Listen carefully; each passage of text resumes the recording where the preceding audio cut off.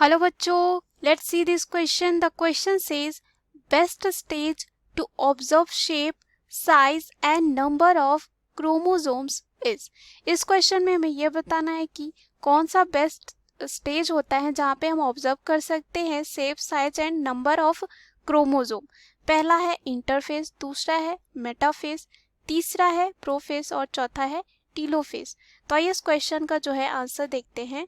सबसे पहले हम जो है बात करेंगे यहाँ पे की कॉन्सेप्ट की।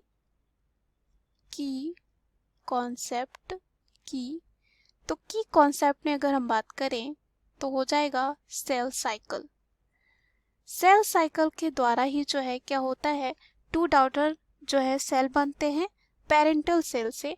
और सेल साइकिल को जो है मेनली टू फेजेस में बांटा जाता है। पहला जो होता है इंटरफेज होता है, पहला जो हो जाता है वो इंटरफेज, और दूसरा जो होता है यहाँ पे एम फेज या जिसे हम कहते हैं माइटोसिस फेज।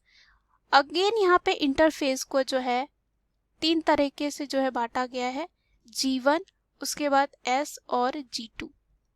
G1 यानी कि गैप 1, S जो है सिंथेसिस फेज हो जाता है और G2 जो है गैप 2 फेज हो जाता है। उसके बाद यहाँ पे M फेज में जो आते हैं चार स्टेजेस आते हैं, वो होते हैं प्रोफेज, उसके बाद जो है यहाँ पे आता है मेटाफेज, देन आता है एनाफेज,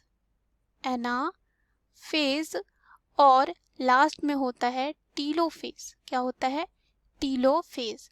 और ये जो है चारों जो है कैरियोकाइनेसिस में आती है, यानी कि न्यूक्लियस जो है यहाँ पे डिवाइड कर रहा होता है। उसके बाद होता है साइटोकाइनेसिस, टीलोफेज के बाद आती है, यानी कि वहाँ पे क्या होगा, साइटोप्लाज्म का जो है डिवीजन होगा। अगर हम यहाँ पे बात करें प्रोफेज में क्या होता है, प्रोफेज में जो है यहाँ पे देखते हैं जो क्रोमोसोमल मटेरियल होता है वो कंडेंस हो जाता है और यहाँ पे वो फॉर्म करता है कॉम्पैक्ट माइटोटिक क्रोमोसोम को। उसके बाद क्रोमोसोम जो है यहाँ पे कह सकते हैं chromosome are seen to be composed of two chromatids, यानी कि यहाँ पे देखा जाता है कि टू क्रोमेटिड्स दिखते हैं जो अटैच होते हैं किससे, सेंट्रोमियर से। तो यहाँ पे जो है हम क्रोमोसोम के जो है इजिली नहीं पता लगा सकते उसके शेप, साइज एंड नंबर, क्योंकि यहाँ पे स्टार्ट ही हो रहा होता है। तो दूसरा जो होता है मेटाफेज। तो मेटाफेज में क्या होता है, जो क्रोमोसोम होते हैं वो कहाँ आते हैं, इक्वेटर में आते हैं। उसके बाद स्पिंडल फाइबर जो है अटैच हो जाते हैं काइनेटोकोर से, और साथ ही साथ ये जो है क्रोमोसोम जो होते हैं अलाइंड हो जाते हैं, जो मेटाफेज प्लेट बनता है स्पिंडल फाइबर के द्वारा टू बोथ जो है पोल्स।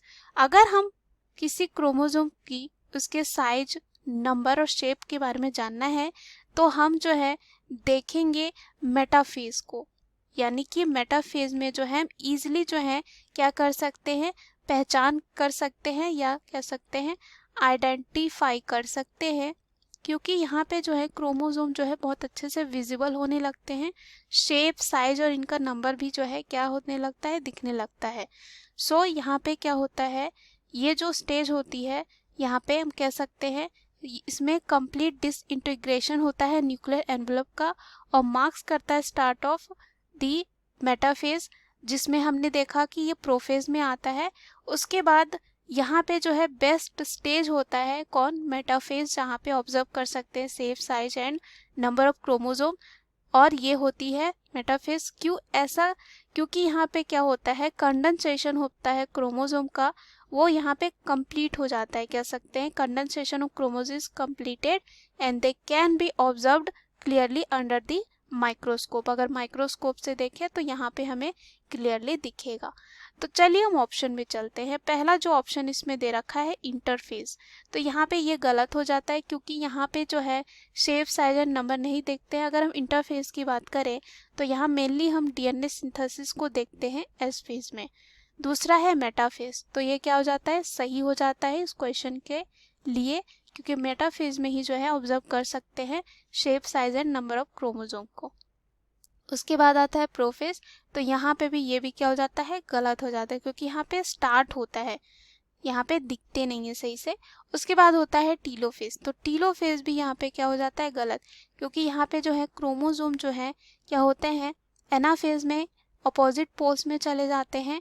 और अगेन टीलोफेज में क्या होता है, एंडोप्लाज्मिक रेटिकुलम, गोल्जी, ये सब जो है रिफॉर्म होने लगते हैं। तो यहाँ पे भी जो हम अच्छे से ऑब्जर्व नहीं कर सकते हैं। So the right answer of this question is option B.